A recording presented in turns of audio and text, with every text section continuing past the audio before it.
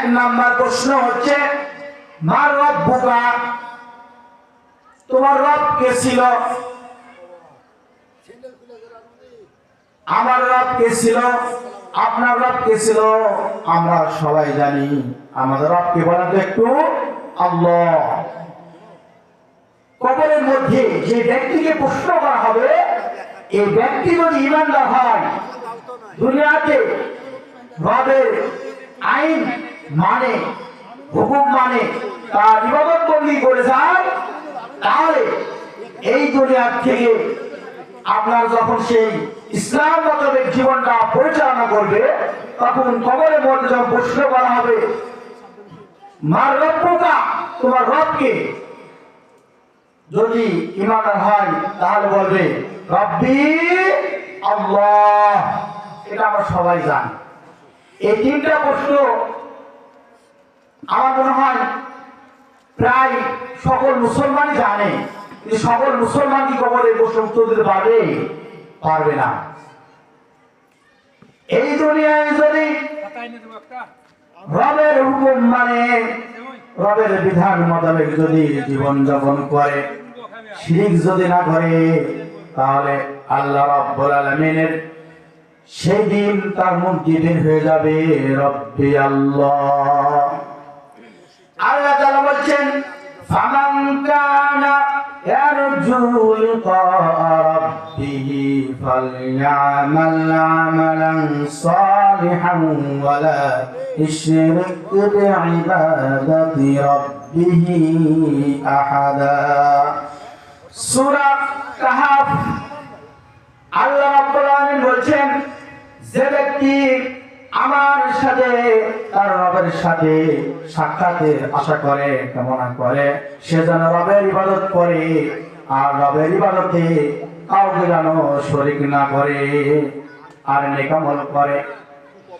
তাহলে আপনি যদি দুনিয়াতে রবের অনুসরণ করেন, রবকে মানেন, রবের বিধান যদি মানেন, পাঁচ ওয়াক্ত নামাজ সহ যাবতীয় যেসব নিয়ম কানুন আছে সব যদি মানেন, তাহলে আপনার মুখ দিয়ে বের হয়ে যাবে রব্বি আল্লাহ, আমার রব আল্লাহ।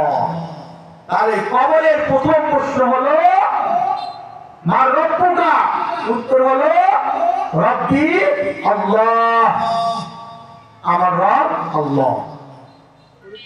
দ্বিতীয় নাম্বার প্রশ্ন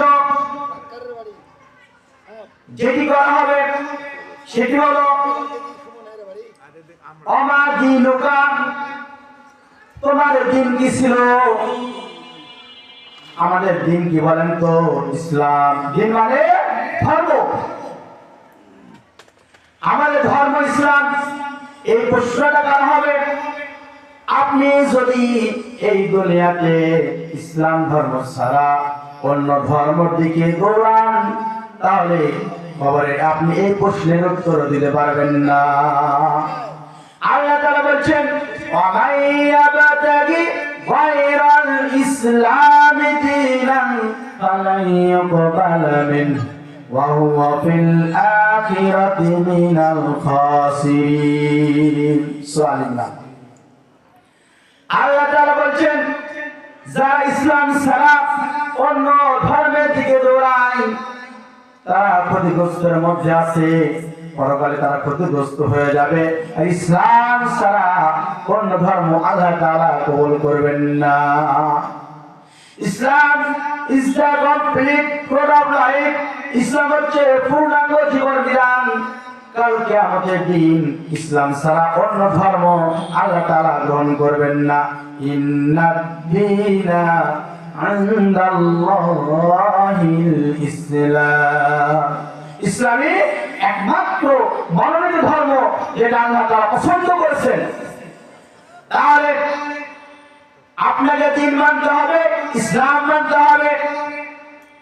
ইসলাম বাদ দিয়া যারা অন্য ধর্ম অবলম্বন করে, সেকুলারিজম, ধর্মনিরপেক্ষতা, আপনার যারা অমুসলিম আছে ওসব ধর্ম যারা গ্রহণ করে ওরা তো বাতিল। যারা ইসলাম থেকে অন্য ধর্মের দিকে চলে যায় আল্লাহ রাসূল সাল্লাল্লাহু আলাইহি সাল্লাম বলেছেন আগুনে ঝাঁপ দেওয়ার মতো যারা ঈমান থেকে কুফরের দিকে চলে যায় তারা যেন আগুনে ঝাঁপ দিল। তাহলে আপনার দ্বীন ইসলাম ইসলাম ধর্মের উপরে আপনাদের রাখতে হবে। যখন আমরা মারা যাই তখন আমরা কি বলি কবরে? যখন লাশটা রাখা হয়, নারী হোক আর পুরুষ হোক, যখন কবরে লাশ রাখা হয় তখন বলা হয় বিসমিল্লাহি ওয়ালা মিল্লাতি রাসূলিল্লাহ। কি বলা হয়? বিসমিল্লাহি ওয়ালা মিল্লাতি রাসূলিল্লাহ। আল্লাহ তাআলা দ্বীনের উপরে রাসূলের মিল্লাতের উপরে লিখে গেলাম। তাহলে আপনি যদি দ্বীন না মানেন, ইসলাম না মানেন, তাহলে এই কথাটা যদি কবরে বলা হয় তাহলে যারা বললো তারও কবরে ঢুকে মিথ্যা কথা বললো, বলেন কি না? তাহলে আপনাকে দ্বীন ইসলাম মানতে হবে। তাহলে কবরে যারা আপনাকে রাখবে তারা যখন বলবে বিসমিল্লাহি ওয়ালা মিল্লাতি রাসূলিল্লাহ, তাহলে সেটা আল্লাহ তাআলা গ্রান্টেড করবেন, গ্রহণ করবেন না এই লোকটা ইসলামের উপরে ছিল। তাহলে দ্বিতীয় নম্বর প্রশ্নটা যেটা ছিল সেটা হলো আমাদিনুকা, তোমার দ্বীন কি ছিল? উত্তর হবে দ্বীনুল ইসলাম। দ্বীনুল ইসলাম, আমার ধর্ম ইসলাম ছিল। দুই নম্বর প্রশ্ন যেটি দ্বীনুল ইসলাম ছিল সেটা আপনারা বুঝতে পারলেন। এবার শেষ প্রশ্ন আসেন। শেষ প্রশ্ন একটি হলো আপনার আল্লাহ তাআলা রাসূল সাল্লাল্লাহু আলাইহি সাল্লাম সম্পর্কে মৃত ব্যক্তিকে প্রশ্ন করা হবে ওমান হাযার রাসূলুল লাযী বুইসতু ফীকুম, অথবা ওমা তাকুলু ফি হাযার রাসূল, অথবা প্রশ্ন করা হবে ওমান নাবিয়ুকা, তোমার নবী কে ছিল? ওমান নাবিয়ুকা, তোমার নবী কে ছিল? হাদিস বিশারদগণ তারা বলছেন সেই দিন রাসূল সাল্লাল্লাহু আলাইহি সাল্লামের চেহারা মোবারক মৃত ব্যক্তিকে দেখানো হবে আর বলা হবে ওমা তাকুলু ফি হাযার রাজুল, ওমা তাকুলু ফি হাযার রাজুল, এই ব্যক্তিটাকে আপনি তো রাসূলের মধ্যে দেখেন নাই, দেখেছেন? দেখেন নাই, তাহলে আপনি চিনতে পারবেন কি করে? আপনি চিনতে পারবেন যদি রাসূলকে মানেন। এই দুনিয়াতে রাসূলকে মানলে আপনি রাসূলকে চিনতে পারবেন এবং আপনাকে প্রথম প্রশ্ন করা হবে, আপনি যখন উত্তর দিবেন হাযা নাবিয়ুনা মুহাম্মাদুন সাল্লাল্লাহু আলাইহি সাল্লাম, ইনি হচ্ছেন মুহাম্মদ রাসূলুল্লাহ সাল্লাল্লাহু আলাইহি সাল্লাম, তখন আপনার প্রশ্ন কিভাবে তোমরা জানলে? তখন বলবেন আমরা হাদিসে পড়েছি, কোরআনে পড়েছি, আলেম ওলামার মুখে শুনেছি, দ্বীন ইসলাম আমরা মেনেছি, নবীকে মেনেছি। সেজন্য আপনি ইনি হচ্ছেন মুহাম্মদ রাসূলুল্লাহ সাল্লাল্লাহু আলাইহি সাল্লাম।